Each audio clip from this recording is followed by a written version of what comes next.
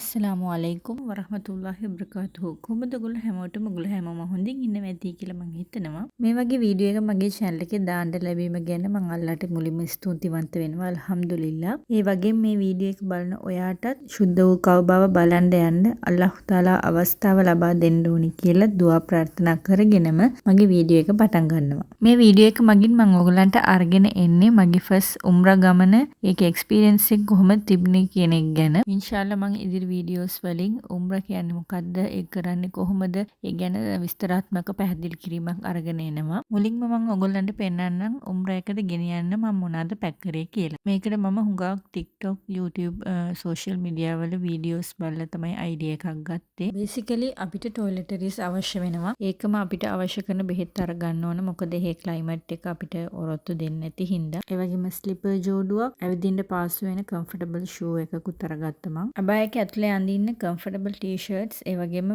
ට්‍රවුසර්ස් අරගත්තා මං. ලෙගින්ස් නම් ගන්න එපා, මොකද අපි ඇවිදිනකොට අපහසුතාවයක් දැනෙනවා. දවස් 10කට තමයි මං ගියේ. ඉතින් මං අබායස් 4-5ක් විතර අරගත්තේ. ඊට අමතරව මම වයිට් ඩ්‍රෙස් එකකුත් ගත්තා උම්රා කරනකොට අඳින්න. මං තව බෑක්පැක් එකකුත් අරගත්තා. ඒකේ හරම එකට ගියාම අවශ්‍ය කරන දේවල් තමයි මං දාගත්තේ. ප්‍රේයර් මැට් එකක්, සොක්ස්, සැනිටයිසර්, එතකොට පොඩි වතුර බෝතලයක්, උළු අරගන්න.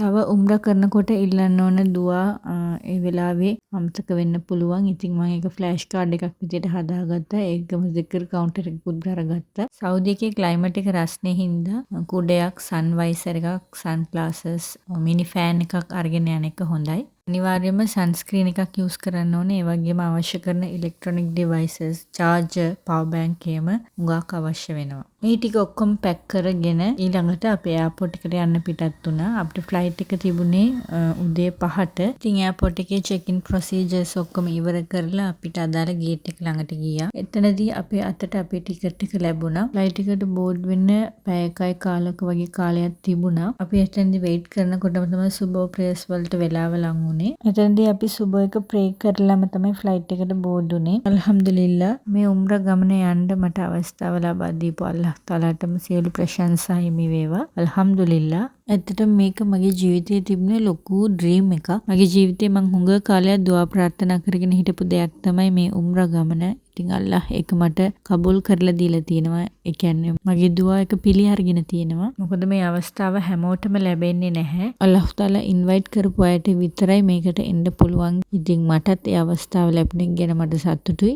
ඒ වගේ මේ වීඩියෝ එක බලන ඔයාටත් ඒ අවස්ථාව ලැබෙන්න ඕනේ කියලා මම අල්ලාහ්ගෙන් දුආ ඉල්ලනවා. ඔන්න ඉතින් අපේ ගමන පටන් ගත්තා.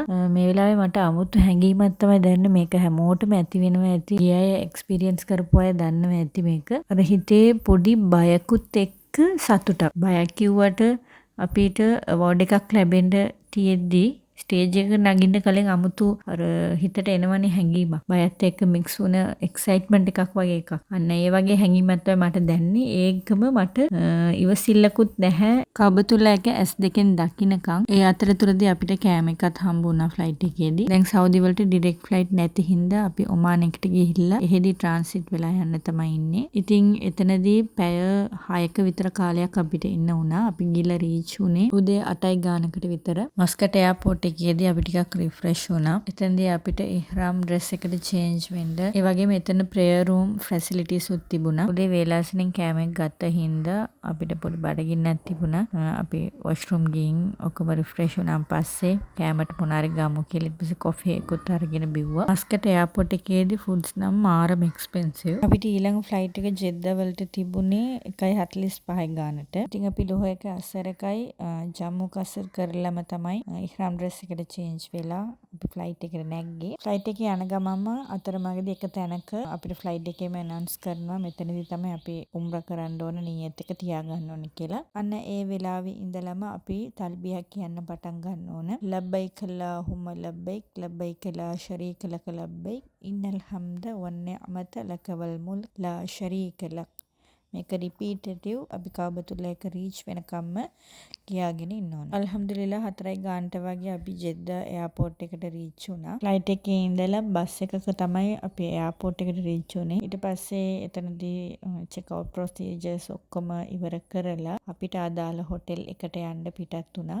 අපි යනකොටත් අසර එක පහුවෙලා 5 ගානක් විතර ඇති. එතන ඉඳලා අපේ බස් එකේ එකන් ගියපු අපේ ට්‍රැවල්ස් එකෙන් හොටෙල් එකට යනකම්ම අපේ උම්රා ගමන ගැන පොඩි හැඳින්වීමක් වගේ කරලා ඒකත් එක්කම නැවත මතක් කිරීම ටිකක් කරා. ක්ලොක් ටවර් එක දකින්නකොටම හිතට එක්සයිට්මන්ට් එකත් එක්ක පොඩි සතුටකුත් දැනෙනවා. මොකද දන්නවා අපි කවුබයි එක ළඟට රීච් වෙලා තියෙන්නේ කියලා.